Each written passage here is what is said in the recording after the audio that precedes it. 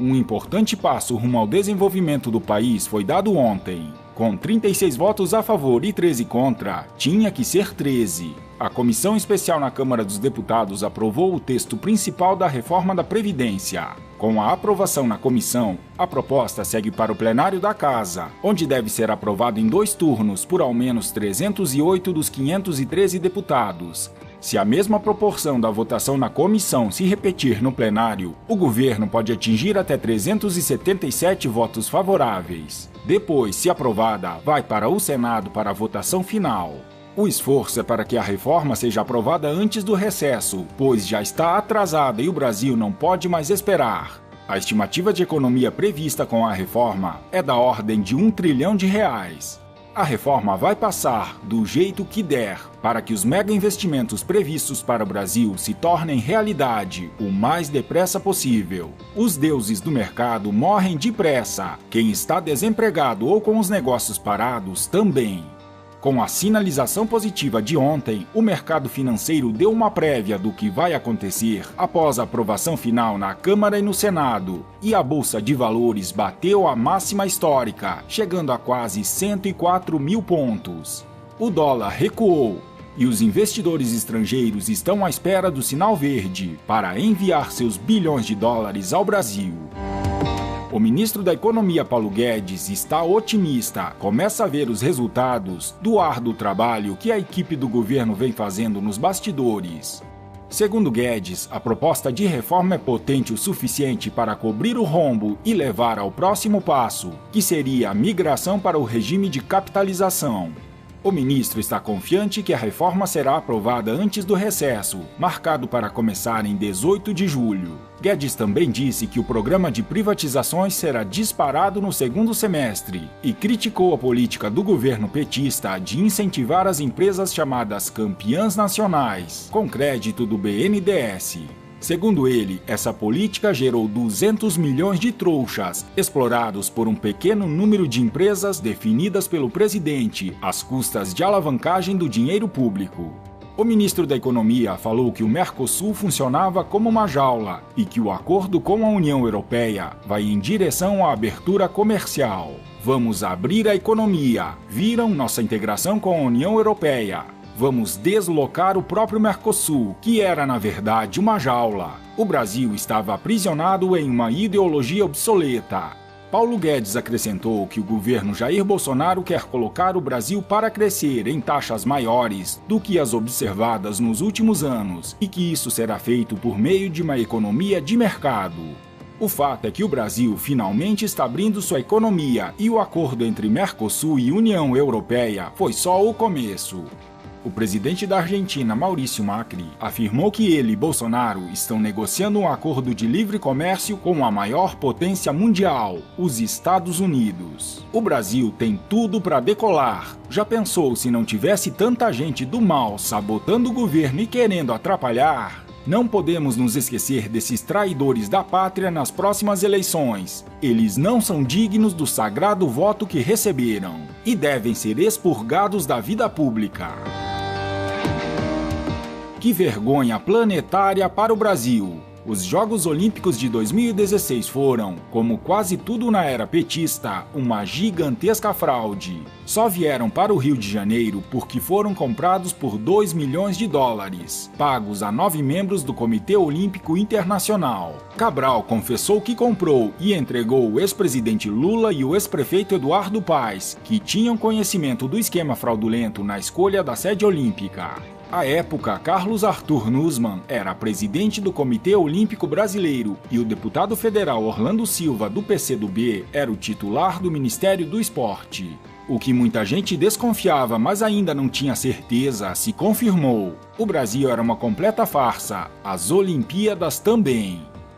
E a Copa do Mundo, hein? Já está na hora de revelarem a verdade dos fatos e o valor real que foi roubado da população brasileira para investir no vergonhoso e merecido 7-1 para a Alemanha. Falando em futebol, o Papa argentino novamente dá seu pitaco na justiça brasileira. Em seu Twitter, o chefe do Vaticano disse que os magistrados devem ser isentos de favoritismos e das pressões que possam contaminar as decisões que devem tomar. e que os juízes devem seguir o exemplo de Jesus, que nunca negocia a verdade.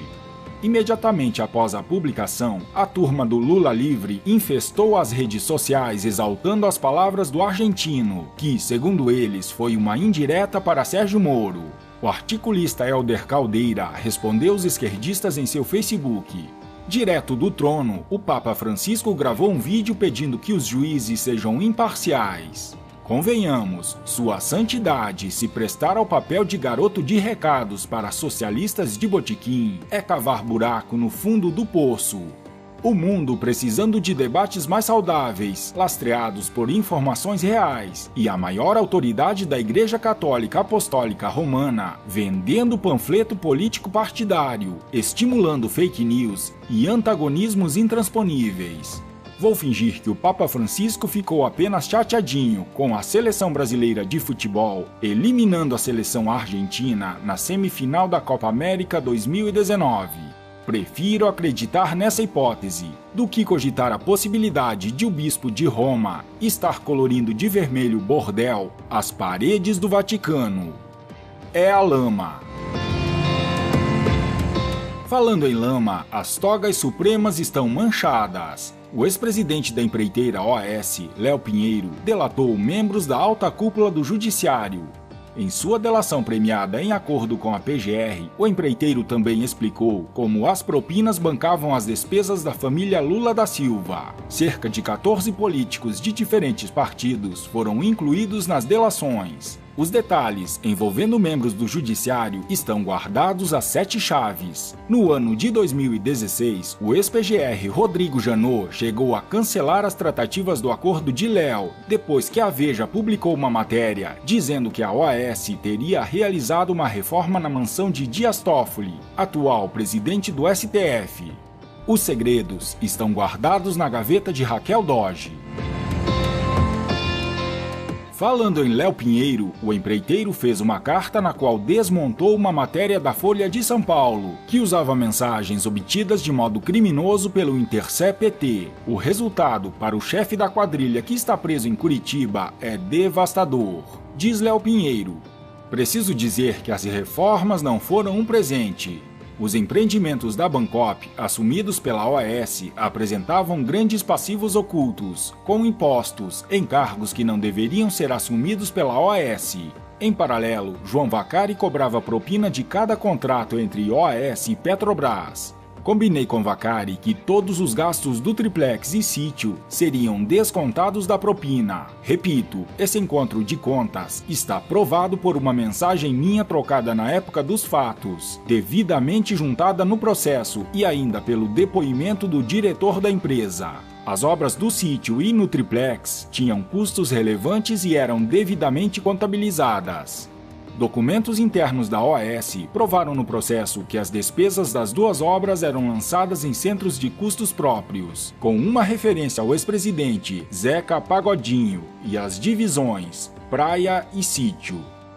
Léo Pinheiro enterrou de vez Lula, enumerando as provas que corroboraram seus relatos e que confirmaram o pagamento de propina no triplex e no sítio, pelo qual o chefe da organização criminosa será condenado na semana que vem. E a escória da política brasileira ainda tem a cara de pau de chamar o honrado ministro, responsável por meter os maiores bandidos do país na cadeia, de ladrão. Sobre isso, o respeitado jornalista J.R. Guzzo publicou: por que não há manifestações como as deste domingo contra Sérgio Moro? Por que ninguém vai pra rua defender os direitos dos réus da Lava Jato? Não apareceu até agora, entre os cérebros da nossa análise política, nenhuma explicação coerente para esta realidade. A operação para derrubar Moro e zerar a Lava Jato nasceu morta e desde então é mantida na base de aparelhos. Só existe hoje na OAB, na mídia e na gritaria dos anões políticos que vão insultar o ministro nessas patéticas comissões do Congresso, onde jamais se resolve nada.